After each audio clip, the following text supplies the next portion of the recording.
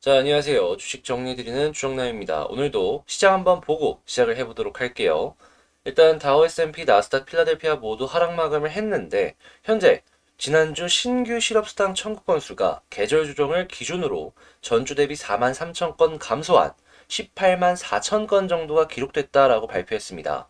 자, 이는 시장 예상치 21만 1천 건을 밑도는 수치이며 1969년 이후에 가장 낮은 수치다라고 볼 수 있는데요. 고용시장 자체가 생각보다 괜찮게 흘러가고 있는 수치다라고 해석을 해볼 수가 있겠죠. 그래서 지금 오늘 이 증시가 약간 조정을 받는 가장 큰 하이라이트라고 할 수 있는 이 미국의 소비자 물가 지수가 오늘 저녁에 이제 발표가 되는데요.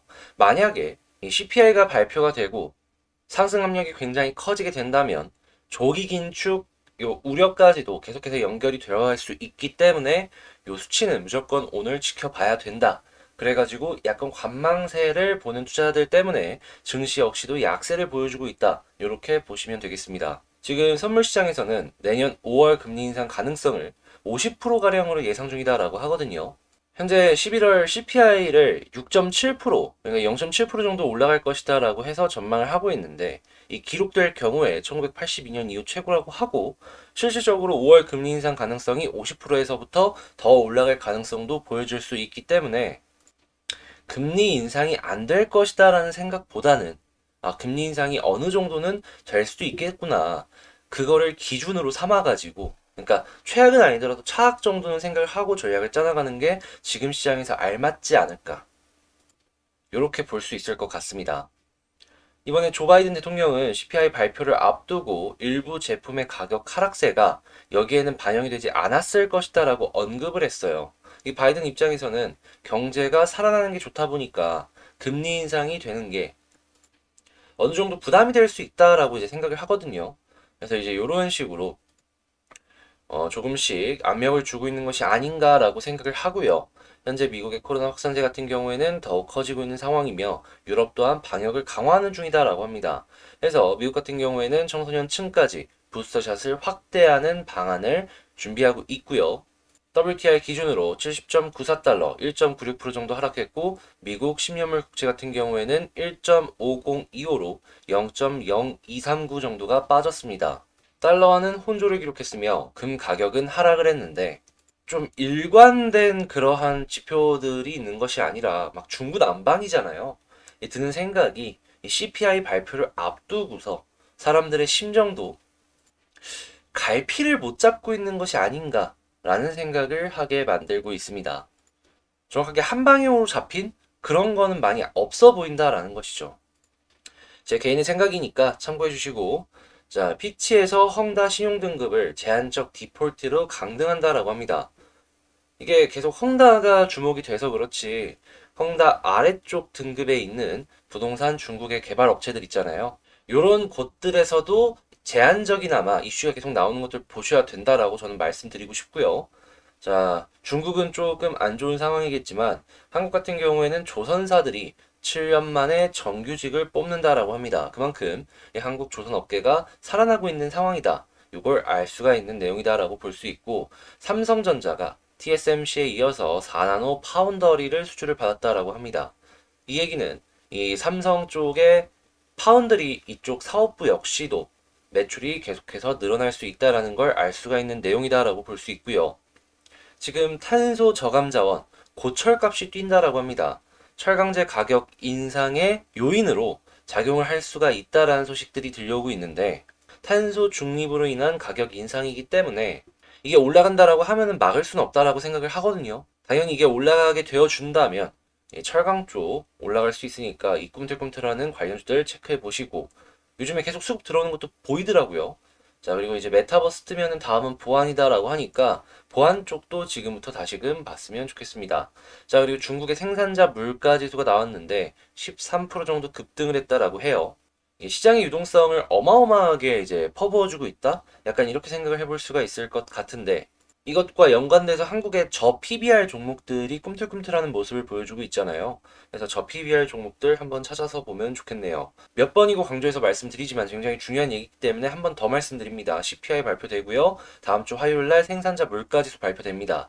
이게 향후에 금리 인상으로 연결이 될 수밖에 없는 내용들이기 때문에 무조건 지켜보셔야 되며, 수요일 FOMC 회의가 열리고요. 소매 판매 지수 역시도 같이 발표가 될 예정이다라고 합니다.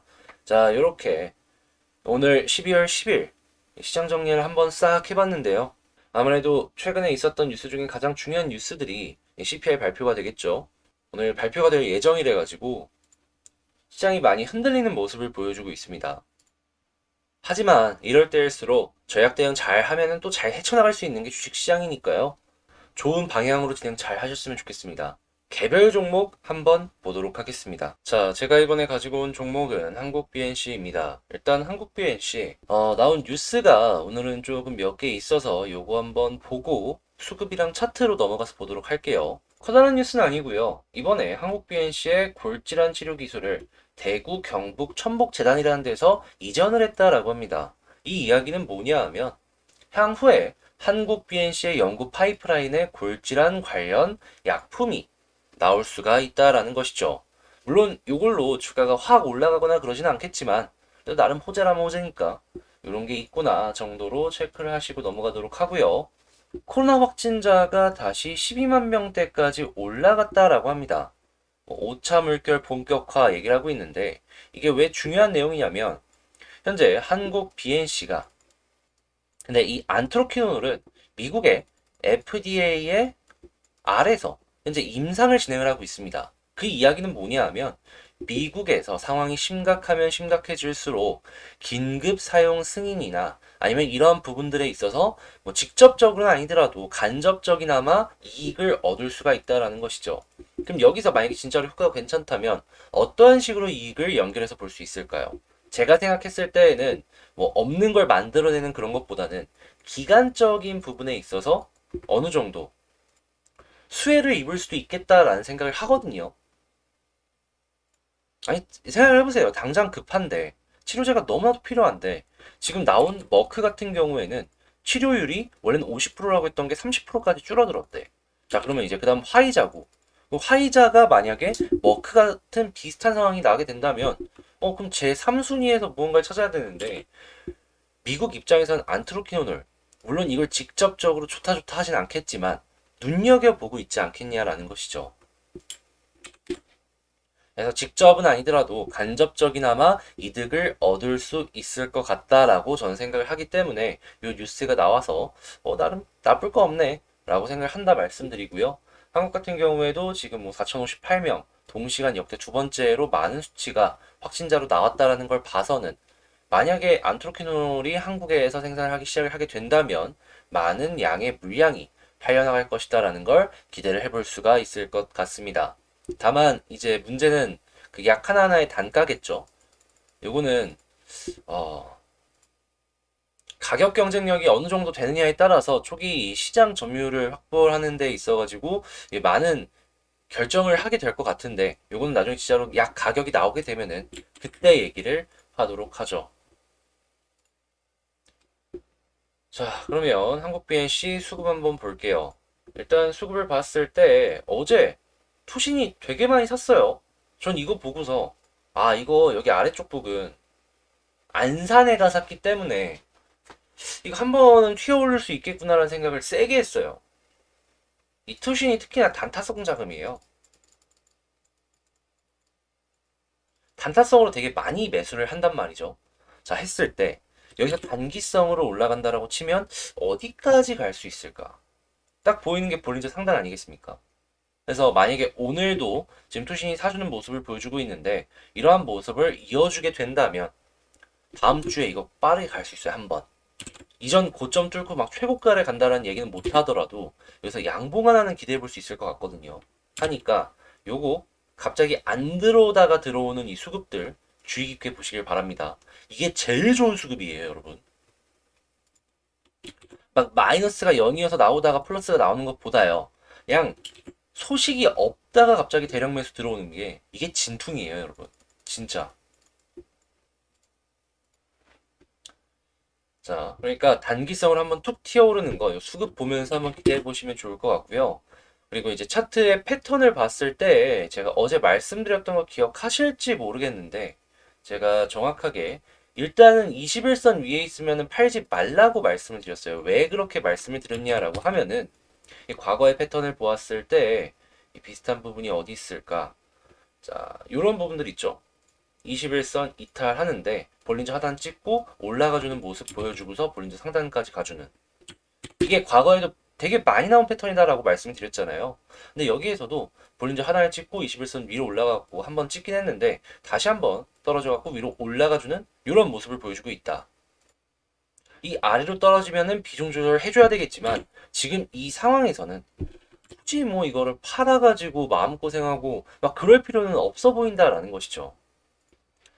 예, 어제 찍어놓은 영상에 보다 더 이제 디테일하게 나와 있는데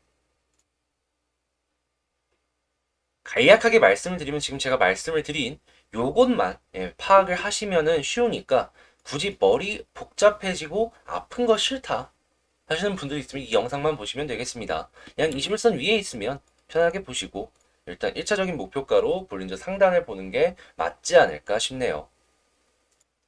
그런데 만약에 볼린저 상단을 찍어주긴 하는데 여기서는 그 다음에 이제 볼린저를 타고 올라가주는 흐름은 안 보여줬잖아요.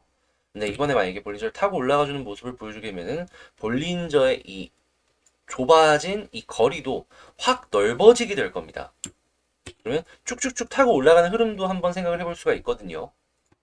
다만 이러한 흐름들 같은 경우에도 딱 보시면 아시겠지만 신주 발행 가액 확정이 되는 이 1월 20일 그리고 신주 배정일 12월 21일 그리고 청약 예정일 1월 말쯤이죠. 그리고 납입일 2월 8일 그리고 신주의 상장 예정일 2월 18일 이 날짜들은 조심을 해서 보시면 되겠습니다. 웬만하면 이 변동성이 큰 날들이기 때문에 피해가는 게 제일 좋긴 하는데 못 피해간다면 아 그래도 오늘은 좀 출렁일 수 있겠구나 라는 걸 좀 생각을 하시면서 종목을 보셔라 라는 것이죠.